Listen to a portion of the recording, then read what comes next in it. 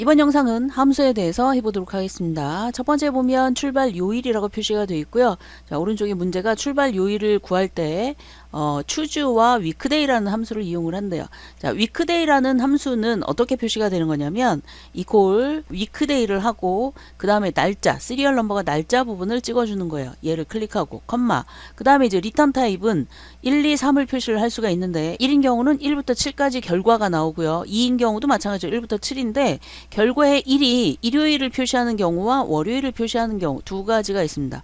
그런데 우리나라는 월요일부터 세잖아요. 월, 화, 수, 목 이렇게. 자, 그랬을 때 우리나라의 표시 형식은 2번이다라는 걸 알아두시면 되겠습니다. 자, 그래서 여기다가 2를 쓰고 가로를 닫고 엔터를 치면 이렇게 표시가 되죠. 자, 그 다음에 choose라고 하는 것은 equal choose, choose라는 표현을 하게 되는데 인덱스 넘버라고 되어 있는 이거의 결과에 따라서 뒤쪽에 있는 번째, 몇 번째냐라고 하는 그 번째에 해당하는 결과를 화면에 뿌려주는 작업을 합니다. 자, 그러면 지금 6이라고 나와 있으니까 최소한 6개에 해당하는 결과를 뒤쪽에다 써줘야 된다는 얘기예요.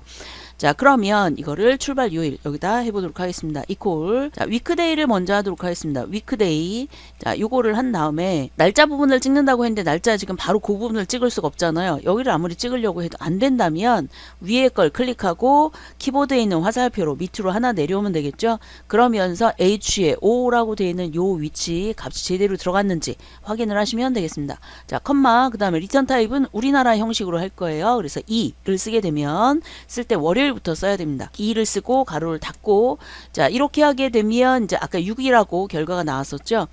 자, 이것의 결과에 따라서 라고 했기 때문에 앞쪽에다가 choose라는 거를 쓰게 됩니다.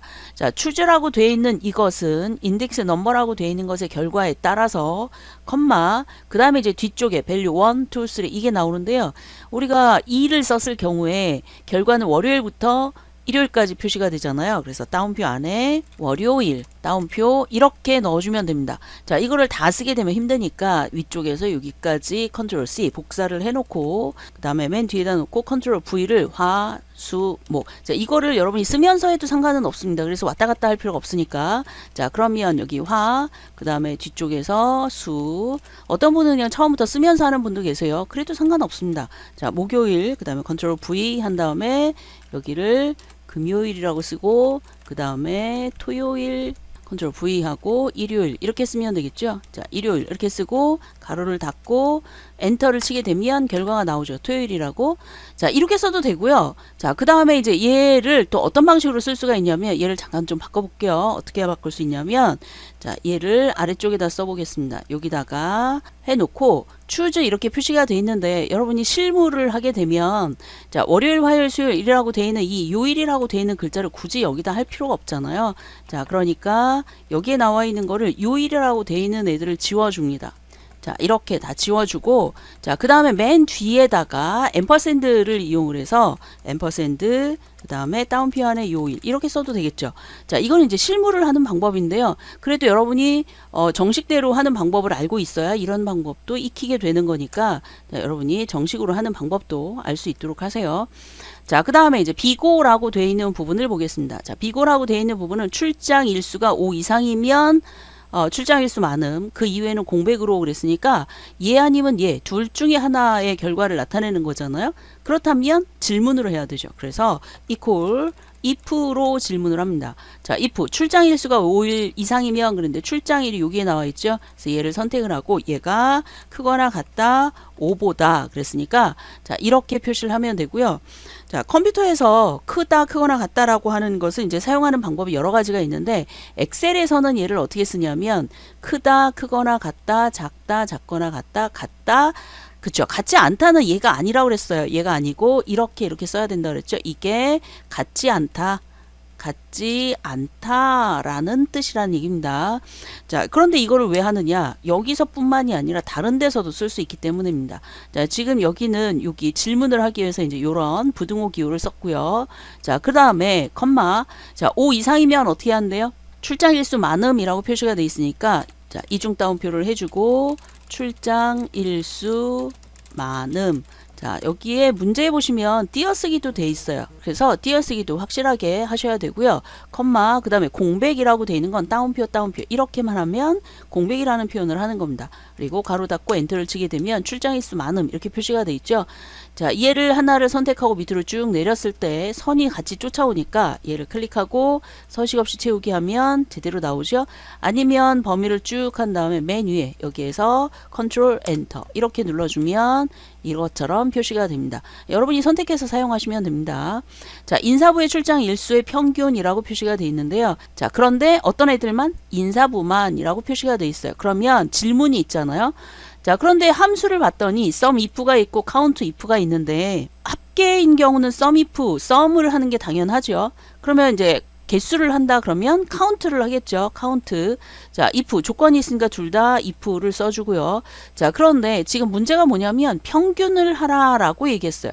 그럼 우리 어떻게 구하죠? 자, 평균은 합계 나누기 개수잖아요. 그러니까 합계를 구하는 것 나누기 개수. 그래서 sum if라는 걸 계산을 한 다음에 나누기 해주고 count if 계산을 해주면 되겠습니다. 자, 그러면 이 부분에다가 equal을 하신 다음에 자, 여기다가 sum if를 먼저 씁니다. sum if를 해주고 그 다음에 이제 인사부의 출장 일수의 평균이라고 했으니까 여기 나오는 range 중에 인사부가 있느냐 이렇게 물어보는 거거든요. 그러니까 부서명들 중에서 컴마 그 다음에 따옴표 안에 인사부 이렇게 쓰면 되겠습니다. 자, 컴마 자, 그 다음에 뒤쪽에 해당하는 거는 얘가 sum 합계를 하는 부분이기 때문에 sum range 실제 합계가 무엇이냐 이걸 써야 되는 거예요. 그럼 이제 출장 일수라고 그랬으니까 출장 일수라고 되어 있는 범위를 지정을 해주면 됩니다.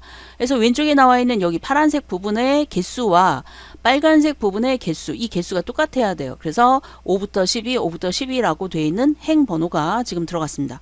자, 가로를 닫고 자, 그 다음에 이제 나누기를 합니다. 평균을 구해야 되니까. 자, 이번엔 개수를 해야 되죠. 자, 개수를 하려면 count, count if를 해야 되죠. 자, 그러면 얘도 똑같이 얘하고 똑같은 걸 하는데 뭐만 안 쓰냐? 합계를 하는 부분만 안 쓰면 되는 거예요. 그래서 영업부에 해당하는 부분 중에서 컴마 따옴표 안에 인사 분야라고 되어 있는 걸 써주면 됩니다. 이렇게 하고 엔터를 치게 되면 얘가 평균이 나와요.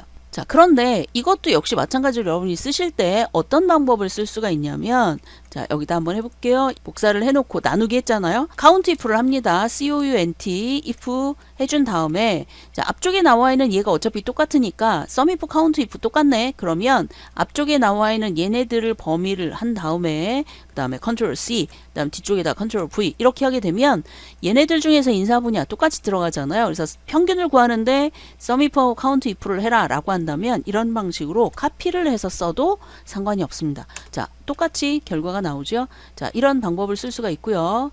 자, 그 다음에 이제 밑에 있는 거, 자, 얘를 보면 사원의 출장 일수의 합계래요. 함수를 봤더니 dsum을 구하라 라고 나와 있어요. 자, dsum을 딱 보는 순간에 뭐가 있어야 되냐면 어딘가에 직급이 사원 이런 식으로 돼 있어야 됩니다. 만약에 대리를 구하라 라고 한다면 어딘가에 자, 이런 식으로 직급이 대리 이런 식으로 돼 있는 게 있어야 된다는 얘기예요. D로 시작하는 함수는 그러니까 dsum, daverage, dcount 뭐 이런 것들. 자, 그러면 여기에다가 equal 자, 그 다음에 dsum을 써줍니다. 자, dsum을 써준 다음에 첫 번째 나오는 데이터베이스는 제목이 굉장히 중요해요. 그래서 범위를 잡을 때 전체 범위를 그냥 잡아주면 돼요. 물론 이제 데이터 부분과 제목 부분이죠. 자, 이렇게 한 다음에 컴마 실제 계산이 된 애들 더하기 빼기를 할 수 있는 애들이 출장 일수잖아요. 그러니까 출장 일수에 해당하는 범위를 쭈르륵 잡아주는 게 아니라 출장 일수에 해당하는 제목만 잡아주면 됩니다. 자, 그런데 이제 여러분이 책을 보면 얘가 숫자로 써 있는 경우가 있을 거예요. 그거는 뭐냐면 범위 잡은 것에서 그러니까 범위가 지금 파란색 부분이죠. 자, 그 안에서 내가 계산을 할 곳이 몇 번째 칸에 있는가 이거를 하는 거예요. 그래서 하나, 둘, 셋, 넷, 다섯, 여섯. 그래서 여기다 6을 써도 결과는 똑같습니다. 자, 우리는 편하게 출장 일수의 제목만 찍었어요. 컴마. 그 다음에 뭐였냐면 사원의 출장 일수니까 직급이 사원이냐라고 되어 있는 제목까지 같이 잡아줘야 됩니다. 이렇게. 자, 이렇게 하고 가로를 닫고 엔터를 치게 되면 결과가 이렇게 나왔죠. 자, 그런데 문제에 뭐라고 나왔냐면 결과에 1을 붙이시오라고 이렇게 표시가 돼 있어요. 1을 붙인다는 얘기는 풀이 필요하다는 얘기예요. 자, 그래서 자, 이렇게 결과 나온 거에다가 여러분 키보드의 7번 위에 보시면 앰퍼샌드 기호가 있죠. 이게 풀의 역할을 합니다. 풀. 접착제. 자, 그리고 따옴표 한 다음에 1이라고 쓰고 따옴표를 닫고 엔터를 치게 되면 11일 이렇게 결과가 나오죠. 그 다음에 이제 5번 문제 볼까요? 최대 출장 일수 그랬으니까 최대 맥스 아니면 라지네요. 맥스인 경우는 equal max를 한 다음에 그냥 범위만 잡아주면 되는 거예요. 이런 식으로.